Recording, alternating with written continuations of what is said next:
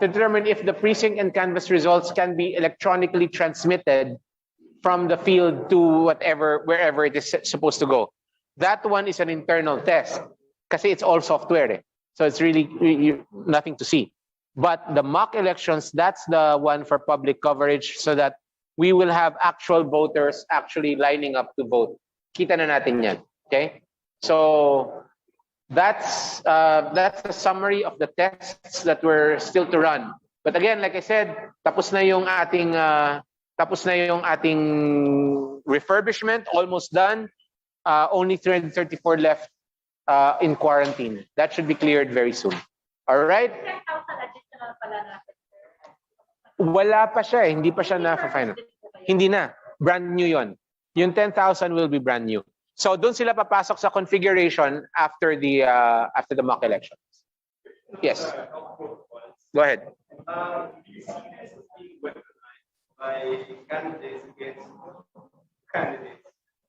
I guess that's possible, which is why it's very important for the candidates themselves to be upfront about what they do. Because remember, they will be asked to submit documents to prove that they complied.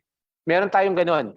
So it'll be their word against whoever tries to make up stories against them. If they don't have any evidence of what they did, then that becomes a very one-sided story. So it's in their interest to be very upfront about how they did their campaigning. Yes. From ngayon wala pa. That's pretty much what they're doing now. Well, ang comment ko dyan has always been that why are people waiting for Comelec to do anything about it? Di ba? Look, sinasabi natin na hindi pa sila kandidato, right? So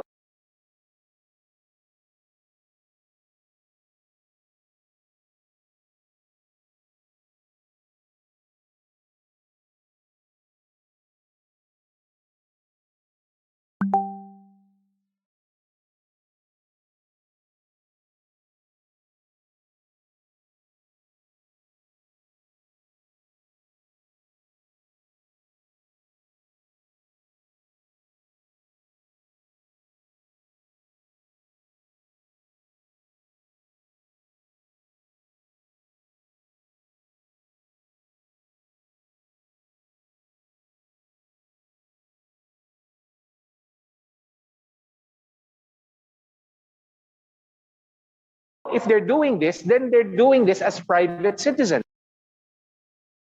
The other day, I saw a picture of a rally with an unmasked child.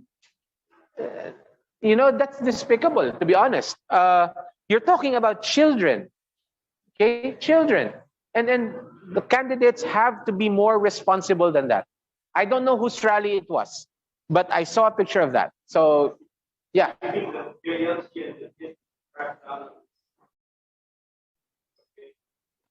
I think they should do what they feel is necessary and right under these circumstances. Yes, go ahead.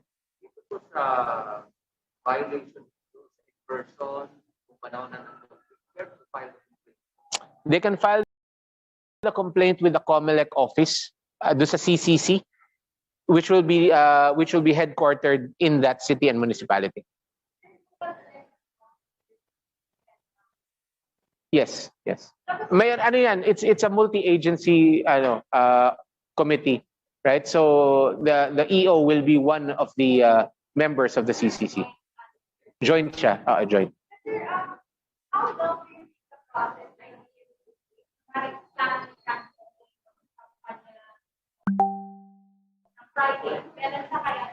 Alam mo, meron tayong schedule niyan eh. Nasa resolution kasi yun.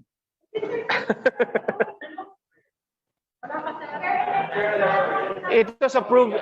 Okay, sorry. It was approved yesterday.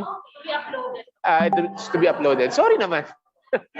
But it was approved by the NBank yesterday.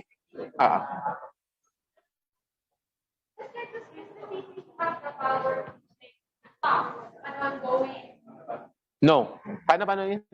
Ayan. Parang familiar yan sa akin. You stop that. Okay. What? Sorry.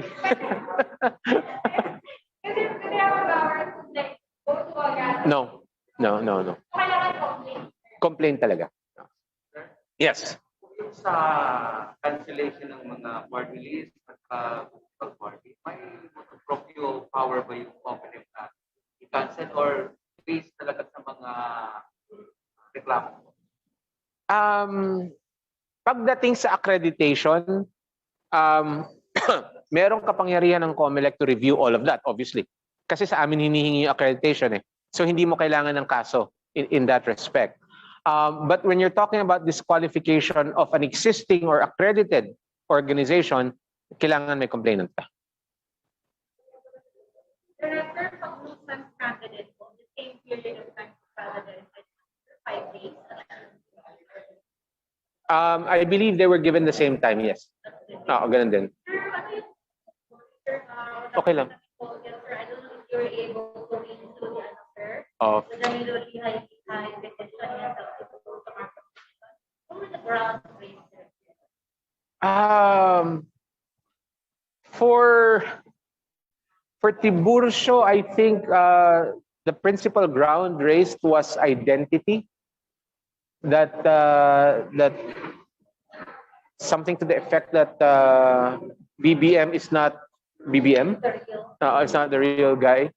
Yung lihay-lihay, I'm not word perfect with it. Hanapin natin ng kopya. Before the elections, before it becomes irrelevant. Go ahead.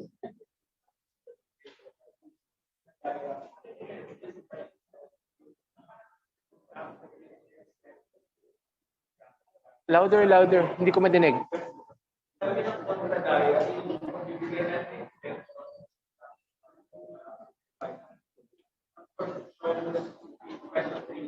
No. Look, the second division clarified its grant of the motion to extend, right?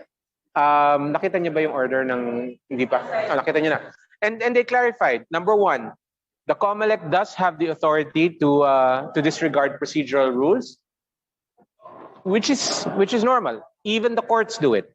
Second, the second division saw that there was a need to resolve this issue rather than postpone it to a later date. So, tinuloy, right?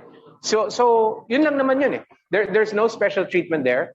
And in other cases, it has been done that motions to admit, motions to extend, things like that, have been granted. Again, if in the interest of justice, such a grant should be given, and the Comelec gives that extension.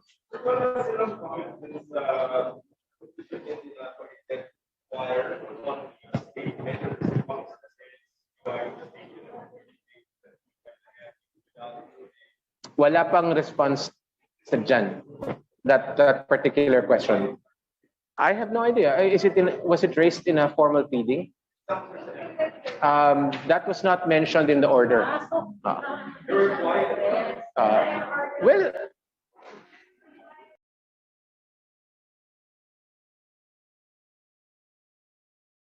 Well, I can't speculate as to the mind of the commission, but it doesn't seem to be relevant to the issue being resolved. The issue being resolved was whether or not to grant an extension. That might have been considered an extraneous matter. I don't know. Let's see if they have another promulgation. But based on the order, that was not taken up, and I can only assume that because it was not necessary for the final resolution of the question at hand.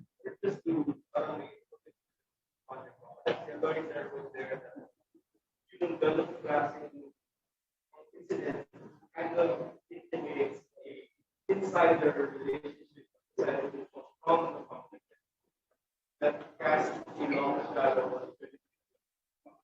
All right.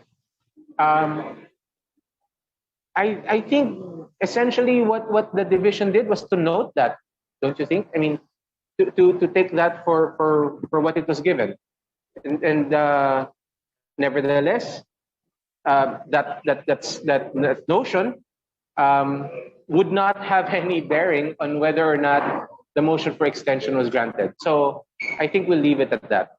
Yes, go ahead.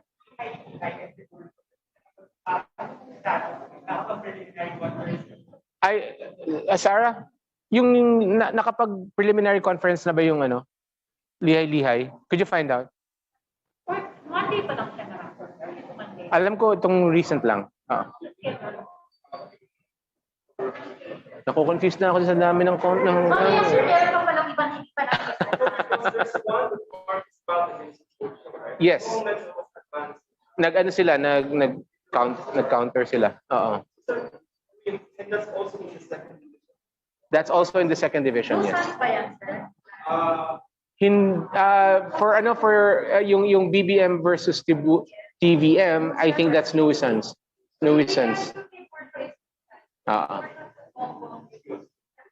Cancellation.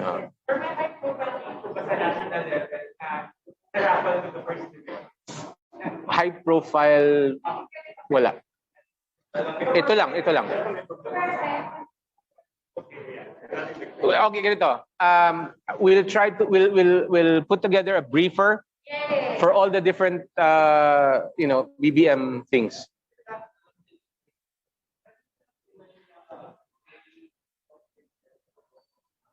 Bill of exception.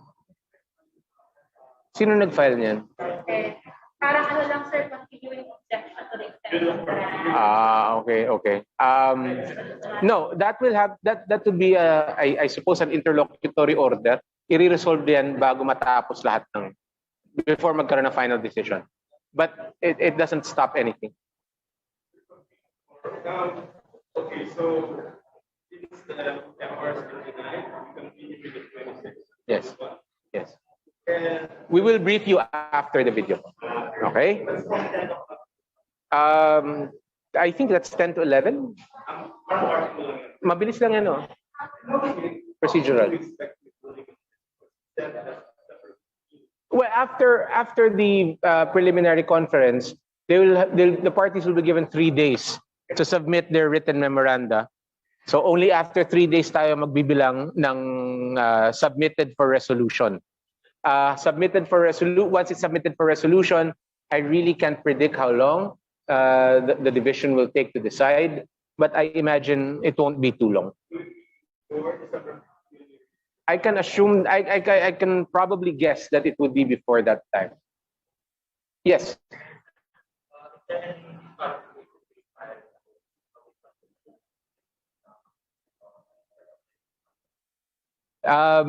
No, not that I know of, and wasn't he pardoned for that? He received a pardon for that, if I'm not mistaken. Restored the full right. Yes. Pretty much, yes. Director, tama po ba, sir? The nuisance candidate of BBM versus people to market is also the second division. Yes.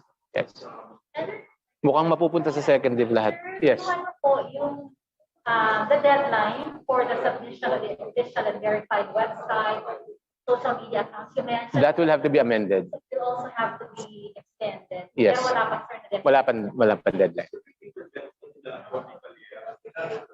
Wala pa ako nakikitang resolution of that petition and intervention. Oo nga, but that doesn't mean that nag-grant yung petition and intervention. Yes.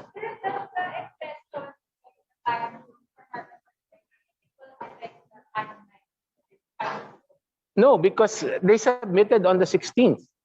So wala rin, hindi naman na-consume yung buong oras eh. So umabot pa rin tayo dun sa 26 na preliminary conference.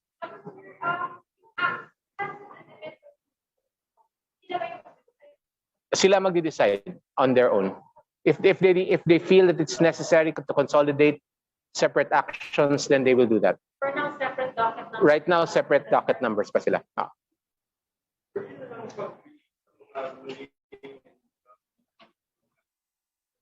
Yeah. Yeah, it's a little different.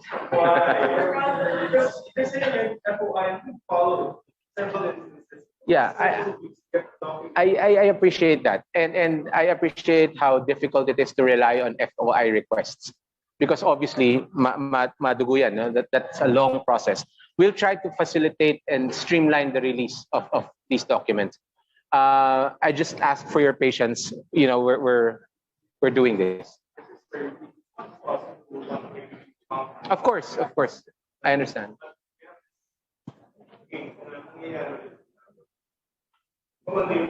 Right.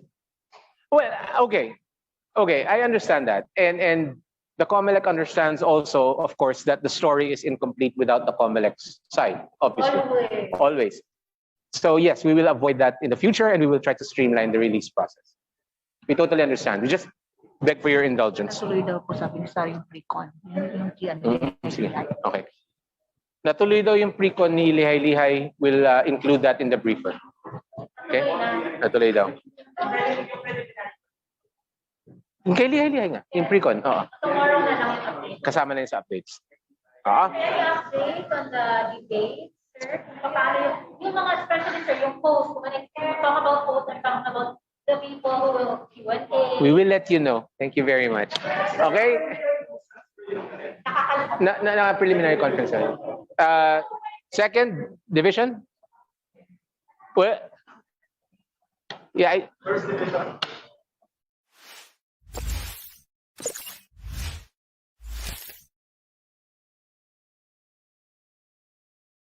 Sama-sama na lang bukas para para hindi tayo nanghuhula. All right? Kasi akala ko naman nag-move on na tayo.